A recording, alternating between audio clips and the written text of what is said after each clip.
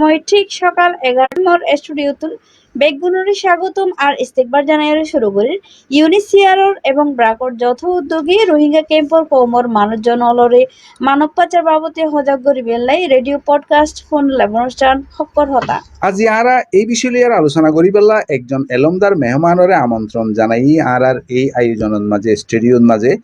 আর এডে উপস্থিত আছে জনাব এডভোকেট SM তারিক আজিজ লিগেল অফিসার ব্রেক এইবারে বেশা বেশি শুক্রিয়া অনে যে আরারে সময় দিয়ন আজিয়া অনর মারফতে আরা বোধকি জানিত পারিয়ম পাশাপাশি স্থানীয় জনগোষ্ঠী হলো এই অনুষ্ঠান একযোগে ফোনের নিশ্চয় অনর হাসত্তি আরা মূল্যবান কথাবার্তা শুনিয়ম কিছু পরামর্শ শুনিয়ম মশওয়ারা শুনিয়ম অনর অসংখ্য ধন্যবাদ। তার পুরো অনুষ্ঠান জুড়ে উপস্থাপনা আছি আরা দুজন আই হারুন রশিদ আর আরফাতি আই মুন্নি ফোন না পাই বনাল মানব পাচার হইল একখান খতরনাক হসুরি এই অপরাধের কারণে সহজ সরল মশল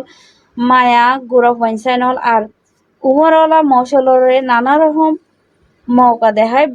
এটা ইয়ান বুঝাইয়ারে ফাঁদত ফেলাই দেয় পাচারকারী হল মিছা হতা হয় মিছা আশা দেখায় বালা হামল লোভ দেখায় বিদেশত যাইরে বালা হামের গরিবার খুয়াব দেখায় আবার জোয়ান মায় ভেন্দরে বিয়ার লোভ দেখায়ও ফাঁদত ফেলাই দেয় রোহিঙ্গা ক্যাম্পর বোধ মশল এই চালাকি বুঝিত না পারি এই ফাঁদত পা দে পরে তারার জীবনত বোধ বড় মুসিবত আয় পরে এনকি বজনের জানা যাইতে পারে এরকম ঘটনা আর রোহিঙ্গা ক্যাম্পত দিনত বেশি দেখা দেয় বিভিন্ন খবরের মারফতে আমরা এসব ঘটনা জানিতে পারি। হ্যাঁ, রোহিঙ্গা ক্যাম্পের পাশাপাশি যারা স্থানীয় জনগোষ্ঠী আছে আর স্থানীয় মহজন আছে তারারও এই ধরনের ফাঁদত মাঝে ফরে দেয় অনেকেই বিভিন্ন গণমাধ্যম মাঝে আরাত্তি সংবাদ তাই আইন শৃঙ্খলা রক্ষাকারী বাহিনী ধরে এবং এই বিষয় গান আর যে ব্রেক লিগেল প্রোটেকশন অফিসিয়াল আছে উকিলখানা আছে এটিও নানান ধরনের এই ধরনের অভিযোগ এবং এই ধরনের বিভিন্ন ধরনের কথাবার্তা তারার হাসে আর এই বিষয়গুলি আজি আলোচনা করিম তো আলোচনা শুরু তো আর অতিথি যিবা আছে ফইলা অনতি জানতে চাইম যে মানব পাচার হইতে আসলে কি বোঝায় খন মহিষ এই মুসিবতত বেশি খতরা অবস্থার মাঝে থাকে অনরার যে হাজ গরিবার যে অভিজ্ঞতা এই বিষয়গুলি যদি অনেকটু আর শ্রোতলর হইতেন। জি ধন্যবাদ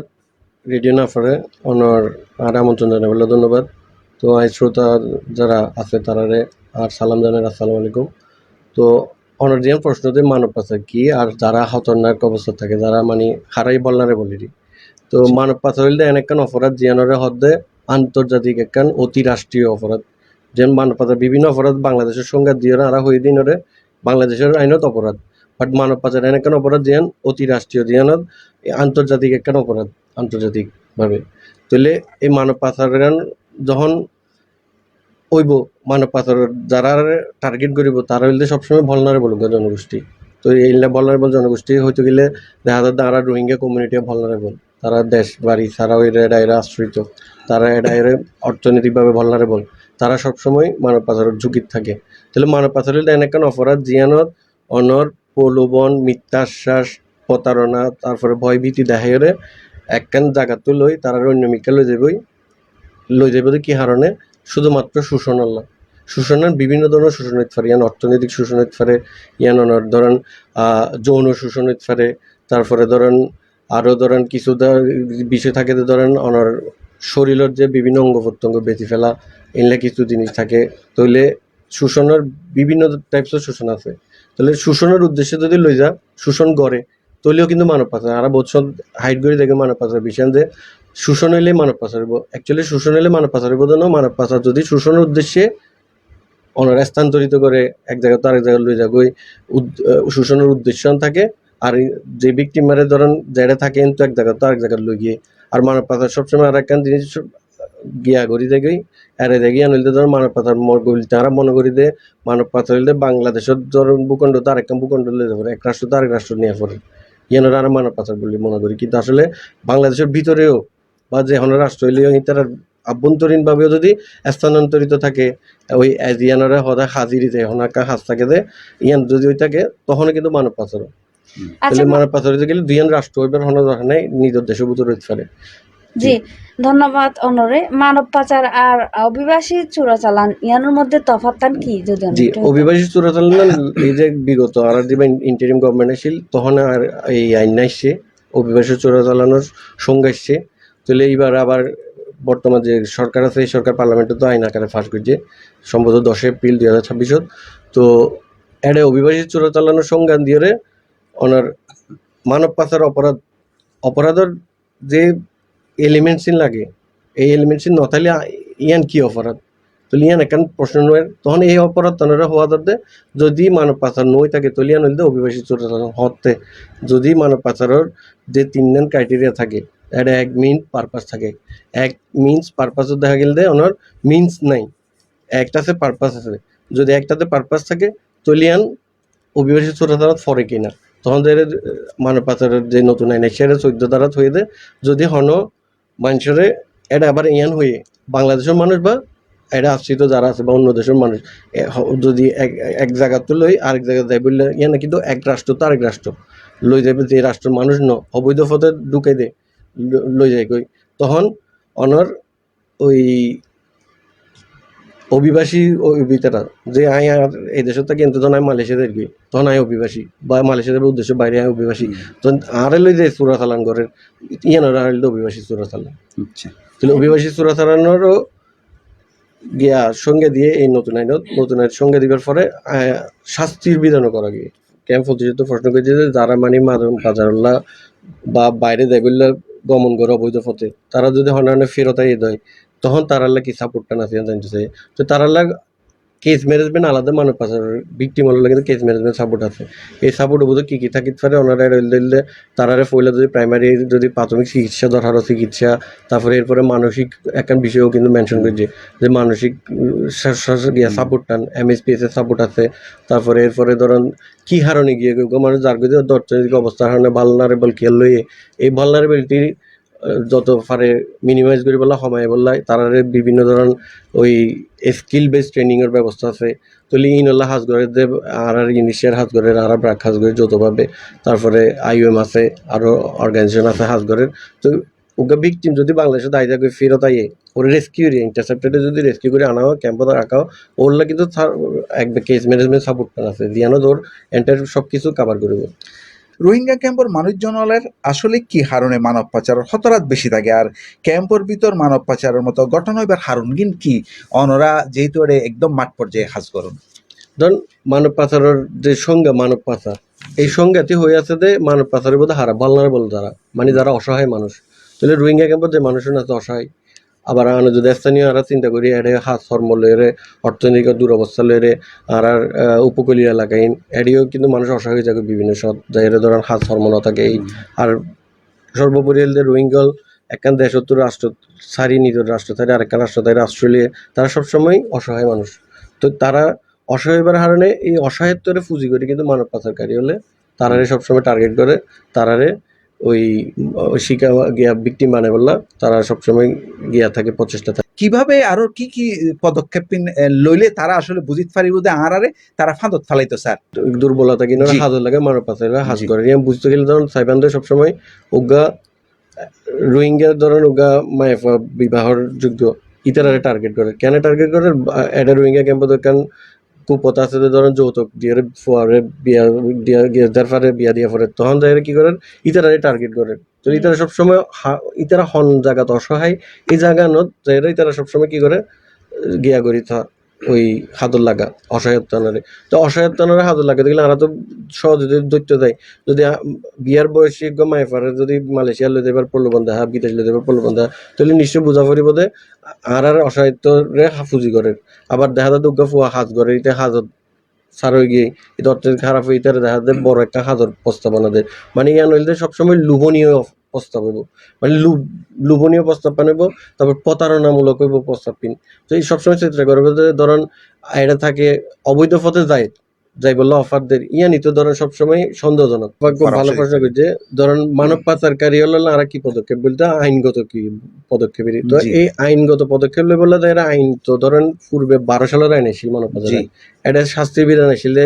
সর্বোচ্চ 10 বছর বা যাবজ্জীবন এখন এর জীবন নতুন আইনে এই যে 26 সালতে এবার একবার মৃত্যুদণ্ডের বিধান রাখা গিয়ে মানব পাচার হল সংঘবদ্ধ যে মানব পাচার ইন যারা গরিব তারাল্লা বিধান হইলে মৃত্যুদণ্ড পর্যন্ত তাহলে সর্বোচ্চ শাস্তি তাহলে ইতারারা আইনের আওতায় আনি সর্বোচ্চ শাস্তি বিধান হল্লা যেহেতু আইন প্রণয়ন করা গিয়ে তাহলে ইতারারে অপরাধী হলরে ঠেকাই বললে অপরাধীর দৃষ্টান্তমূলক শাস্তি আইনজীবী আসিবে এই প্রয়োগ করে নিয়ে একমাত্র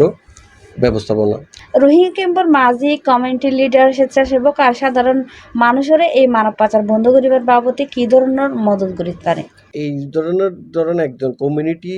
উইল ফার্স্ট রেসপন্ডার বা ফইলাই সুরক্ষা দিবল্লা দায়িত্ব কিন্তু কমিউনিটি দিতে পারে। তো এই কারণে আরা যারা ব্রাক লিগ্যাল প্রোটেকশন তো আর ব্রাগত্ব ধরেন সচেতনতামূলক কিন্তু আরা বিভিন্ন ক্যাপাসিটি ডেভেলপমেন্ট ভলান্টিয়ার আল্লাহ, ইমাম মাদি আল্লাহ, কমিউনিটি লিডার যারা আছে তারাল্লাহ, তারপরে ধরেন ওই অ্যাডোলেসেন্ট যারা আছে তারারও কিন্তু আরো সচেতনমূলক সভা করছি, তারা ট্রেনিং করছি ক্যাপাসিটি বিল্ডিং এ। তাহলে একজনের শিখাই দিকে আল্লাহ আরো 10 জনের যাতে হয়ে পারে, আরেকজনের মদত করে পারে। তারা গত বছর হইতে আরা প্রায় 15-20 ট্রেনিং কিন্তু ক্যাম্প লেভেলে করে ফেললি। এরপরে যাই আর আবার এনজিও যারা কর্মকর্তা হাজ করে লিগ্যালত নগরের কিন্তু প্রোটেকশনত নগরের অন্য সেক্টরত করে নন প্রোটেকশন তারারও কিন্তু আর চলমান আছে আর ট্রেনিং এ। জি তাহলে ট্রেনিং করার দিকে গেলে তারাও যদি বুঝে তারা ভলান্টিয়ার হইব, তারা ভলান্টিয়ার বা তারা সেশন লর তাহলে একবার প্রত্যেকটা এনজিওর মোটামুটি ট্রাফিকিং লই অনেক সেশন আছে জি যারা অনেক সেশন চালা। যারা চেষ্টা করছে যে যারা সেশন তারার ক্যাপাসিটি বিল্ড আপ করবে কারণ আইনগত বিষয় দিক আছে। হুম, তারা এর অংশ হিসেবে আর কিছুদিন আগেও উকিয়া ওই ট্রাফিকিং লইয়ের আর বিভিন্ন প্রোটেকশন অ্যাক্টর যারা আছে তারা ট্রেনিং করে, এরপরে আর হয়তো নন প্রোটেকশন অ্যাক্টর রোলের করে। এর বাইরে আর ল এনফোর্সমেন্ট এজেন্সিও গত বছর কিন্তু আর ট্রেনিং করে। হুম, সামনেও আর প্ল্যান আছে যে নতুন আইন এসে নতুন আইন শৃঙ্খলা বাহিনীর তো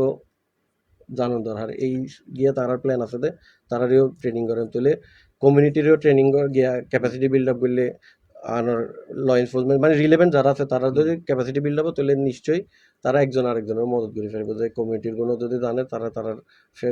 আত্মীয় স্বজন তারার প্রতিবেশী তারার ক্যাম্পর বাসিন্দাদের কিন্তু একজন আরেকজনের সহযোগিতা করে ফেলবো এই ব্যাপারে। এখন ব্রেক লিগ্যাল প্রোটেকশন প্রোগ্রামের মারফত আসলে ক্যাম্পত মাঝে মানুষে কি ধরনের মদত ফার এবং মানুষের বুঝাইবার আর খবর দেওয়ার হাসান কতওয়ান ফায়দা আসলে অনরা এরে ইতারা মনে করেন বলতে অনেক ধরনের এক স্টেটি ধরনের পরিসংখ্যান দিতে দেয় ওনারা বুঝাই আর ব্র্যাক লিগ্যাল প্রোটেকশন ইনিশিয়ালি যতভাবে আমরা যে হাতগড়ির সচেতনমূলক হাতগড়ির জি আর মানব পাচার বিরোধী যারা শিকার তারা সাপোর্ট দিই তারা আইনগত জ্ঞান গিয়ে আছে অ্যাক্সেস টু জাস্টিস দিয়ে আরা ব্যবস্থা করি। জি এর হারণে দেখা গিয়ে ধরনের গত জানুয়ারিতে যে ইন্টারসেপ্টেড যে বুট টিম ধরা পর্যন্ত যে ভিকটিম উদ্ধারে হুম, এটা যাইরে চা গিয়ে দেখা গিয়ে 50 জন ভিকটিম যদি এটা দেখা গেছে 11 জন রোহিঙ্গা তাহলে বেশিরভাগ হোস্ট আগে ছিল রোহিঙ্গা বেশি হোস্ট হম তাহলে কার্যক্রম যারা দিবা চালায় এখন রোহিঙ্গা কমিউনিটি এবার যে ফলপ্রসূ ইয়ান বোঝা গিয়ে তাহলে আবার দেখা যাচ্ছে আবার হোস্টার ইন্দি বাড়ি গিয়ে তাহলে ইয়ান একখান ভাবনার বিষয় যে হোস্টার রোহিঙ্গার কনটেক্সট যে কার্যক্রম চলমান আছে ইয়ান সমন্বয়করণ দরকার যৌথভাবে সমন্বয় করে সমান তালে হাজ করা পড়ব। হুম, কারণ এক জায়গায় যদি বাড়ি জায়গায় আরেক জায়গা থমে গেলে আবার এন্টুদিনের যারা বাড়ি জায়গায় যারা সক্রিয় মানব পাচারকারী হল যারা এজেন্টাল সক্রিয় তারা কিন্তু ওই ক্যাম্পত আবার টান দেন, আবার ক্যাম্পত আচ্ছা। বাড়ি গেলে হোস্ট থমে গেলে হোস্ট তো টান দেন। তাহলে সবসময় চেষ্টা করবো যে যৌথভাবে যাতে সমন্বিত একটা প্রচেষ্টা থাকে আর সচেতনমূলক যিনি আরা কার্যক্রম চালাই ইনার আরা ফিডব্যাক ভালো পাই। কারণ দেখা গিয়ে আর যে ব্লকত হয়ে এই ব্লকত যখন সচেতনমূলক কার্যক্রম চালানোর কারণে দেখা গিয়ে এই ব্লকত আবার পরবর্তীতে ওই মানব পাচার খুব কম হয়ে বা যে ক্যাম্পতে এই ক্যাম্পত আবার কমে গিয়ে বা যে জুনতে এই জুনত আবার কমে গিয়ে তাহলে সবসময় চলমান রাখা পড়ব। আর পরামর্শ থাকে যে সবসময় যেন সচেতনমূলক কার্যক্রম চলমান থাকে। হুম, আর যারা ভালনারেবল আফা হয়ে ইয়ানত যারা ভালনারেবল তারা লই যে বিভিন্ন কার্যক্রম মিনিনি যারা যদি দেখা যাচ্ছে কর্মসংস্থানের অভাবে মানব পাচারের ঝুঁকি বাড়ে তখন কর্মসংস্থান ব্যবস্থা করা। আবার যারা ওই বাল্য বিবাহ গিয়া বিবাহর যে প্রথা যেবা কুপ্রথা আছে এবারে রিডিউস করে বললো কিন্তু আর পদক্ষেপ লই যে যৌতুক প্রথার মতো কুপ্রথা আছে এবার কেন সমাধান আর ঐক্য চেষ্টা করি এনডিও সচেতনতা বাড়ে বললা এডিও আর ইন্টারভেনশন থাকি বললা। জি আবার যারা ইনলে হাজ করে তারা আর কোঅর্ডিনেট করি ইয়ান আল্লাহ আর সমন্বয় করে বললা এটা এন্টি ট্রাফিকিং ওয়ার্কিং গ্রুপ আছে প্রত্যেকখানে এনজিও লই তারাও কিন্তু টাইম টু টাইম বইয়ের নতুন নতুন কিভাবে প্রচেষ্টা আরো লইতে পারে উদ্যোগ লইতে পারে ইয়ানোর ব্যবস্থাপনাও আর চলমান আছে সবসময়। জি তারা কিন্তু শেষ করতাম চাই অনেক কি আর কোনো জি পরামর্শ দিবেন না ধন্যবাদ। আর যেহেতু ভৌগোলিক ভাবে এই জায়গা নিলে গিয়ে মানব পাচার হলে অনেক কেন জি হটস্পটে গিয়ে তো এটা কিন্তু শুধুমাত্র রোহিঙ্গা ক্যাম্পের যে কার্যক্রম চলমান বা রোহিঙ্গা জনগোষ্ঠীর সচেতনতা করলে যে সচেতন হইলে যে মানব পাচার প্রতিরোধ হইব ইয়ান্ন আর যারা স্থানীয় জনগোষ্ঠী আছে তারাও সমানভাবে ইয়ানোর কিন্তু ঝুঁকিতে আছে। তো সমানভাবে বেগুনত সচেতনতা দরকার তারপরে যারা অপরাধর ইকে গিয়ে তারারে শাস্তির ব্যবস্থা করে দিবার বিধানত যাতে শাস্তির আওতায় এই ব্যবস্থাপনা থাকা পড়িব। আর সর্বোপরি নিজের তো সচেতন হওয়া পড়িব, অন্যজনের ফাঁসি যাতে তারা সচেতন করা পড়িব। জি, অসংখ্য ধন্যবাদ। আরও অনুষ্ঠানের একেবারে শেষ পর্যায়ে এগিয়ে গিয়ে শ্রোতা বন্ধু অলনার এতক্ষণ ফোন ইলান ইউনিসিয়ার এবং ব্রেকর যৌথ উদ্যোগে মানব পাচার বাবদে হজাক গরি বেল্লাই রেডিও পডকাস্ট ফোন লাইভ অনুষ্ঠান হক্কর হতার ফইলা পর্ব প্রচারিত হইল কমিউনিটি রেডিও নাফ ৯৯.২ FM